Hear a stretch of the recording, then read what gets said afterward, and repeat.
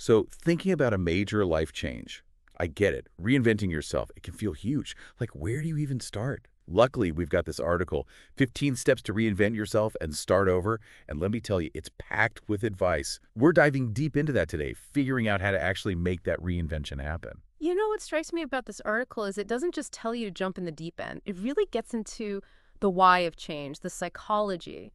And I think that's so important when you want to really transform. It's like understanding the process, not just Mhm. going through the motions. Yeah. And speaking of process, the article kicks off strong with this idea of the power of decision. Basically, it's not enough to just want a new life. You got to actively choose to create it. Yeah, it's like you're cutting the cord on autopilot, breaking free. It's that image of stepping through a door, leaving all that old stuff, the doubts, behind you. Closing that door, making that clean break. But once you've made that decision, how do you actually build this new life? The article lays out this 6-month transformation, which honestly sounds kind of intense, but it's more like setting achievable milestones. Right. Like a roadmap, but broken down into bite-sized pieces. Define the new life, figure out the steps, but here's the kicker. You got to commit real resources. Could be time, money, energy. It shows you're serious this time. Putting your skin in the game, proving it to yourself. But it's more than the external stuff, right? The article talks about skills, how important they are. Totally. It's about becoming the kind of person who thrives in that new life. Say you're switching careers, want to be a graphic designer. Learning the software, that's one thing, but developing that eye for design, that's crucial. So it's not just moving to a new city, it's about actually becoming a New Yorker, Right. embracing the whole thing. Exactly. And that includes the awkward first stages. Being a beginner, you're going to be bad at something new before you're good at it. True, true. And sometimes having someone show you the ropes helps. The article talks about finding one key connection. Sounds like a game changer. It's like having a mentor, someone who's already been there, done that.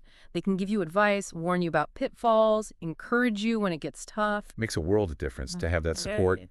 especially because, and the article doesn't sugarcoat this, change is hard. It talks about chaos, loneliness, even when you're excited about this new chapter. It's like your brain's fighting against it, even if it's good change. Feeling a little unsteady, a little lost, that's normal. It's all part of the process. It's like finding your footing, in all that change. The article talks about creating routines, little things that feel familiar. Makes sense, right? Finding your new go-to coffee shop, joining a gym, even just starting a weekly movie night. Small stuff, but it helps. Totally. It's about that feeling of, okay, this is my life now, and it's good. And once you've got that foundation, the article talks about this shift from just surviving to actually thriving. Thriving, yeah, I like that.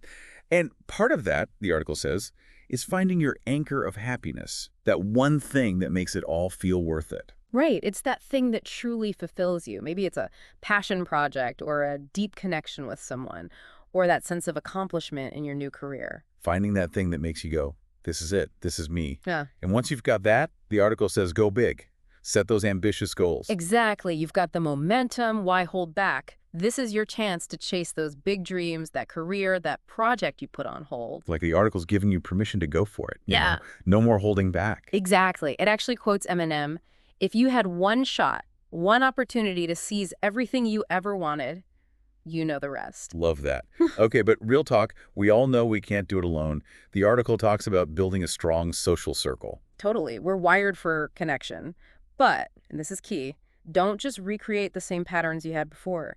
If you're surrounded by negativity, well, that's likely to happen again. It's like moving doesn't magically fix everything. You got to choose those relationships wisely. Exactly. Find people who support your growth, challenge you in a good way, people who inspire you. Yeah, because who you surround yourself with, it makes a difference. But even then, even with good people around you, the article says it's easy to fall back into old habits. It's true. Those old patterns die hard. That's why self-awareness is so important. You got to catch yourself when you start slipping back into those old ways of thinking. Like an internal alarm bell going off. Exactly. And then you make a different choice, one that aligns with who you're becoming. Because this reinvention thing, it's not a one-time deal, is it? It's a process. It's about always striving to become the best version of yourself, making that new life not just bearable, but truly enjoyable, sustainable, Not just surviving, but thriving. Right. Finding that rhythm, that routine that works for you. So it's about figuring out what makes you happy day to day and then making it last. Exactly. And once you've got that, the article talks about these little upgrades, these tweaks you can make to different parts of your life. Like what kind of upgrades are we talking about? It could be anything. Maybe you focus on your relationships or making your living space more inspiring or just prioritizing your health. Anything that makes your life better, really. A holistic approach. I like it. And as you go through this process, the article suggests that your definition of success, it might change too. So it's not just about those goals you set at the beginning. It's about recognizing that what success means to you, it can evolve. Exactly. As you grow, your values change, your priorities, everything. It's not about chasing someone else's idea of success anymore. It's about creating a life that feels true to you. Defining success on your own terms. I love that. Yeah. But before we get too philosophical, the article ends on this interesting note. It talks about all these external changes, right? Jobs, where you live, relationships, but then it brings up the internal stuff. Like, what about reinventing your mindset, your habits? It's like you can change your zip code, your job title, but real change, deep down change, that's a whole other level. It is. It's about recognizing that real transformation comes from within. So, We can change our circumstances, but if we don't change our mindset, our habits, those old patterns can follow us. so how do we actually do that? Reinvent ourselves internally, I mean.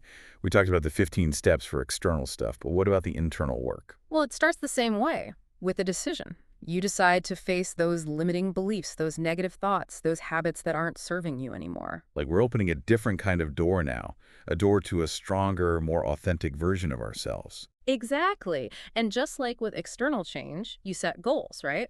Well, for internal change, you set intentions. Maybe it's about cultivating self-compassion or developing a more positive outlook or learning to bounce back from setbacks. It's like designing the blueprint for the person you want to become, not just the life you want to have. Exactly. And honestly, this inner work, it can be tougher than the external stuff. You're dealing with years, maybe a lifetime, of ingrained patterns and beliefs. But I imagine the payoff is huge. It is. It's transformative. It's like the article is giving us a guidebook not just for reinventing our lives, but for reinventing ourselves at the deepest level. Totally.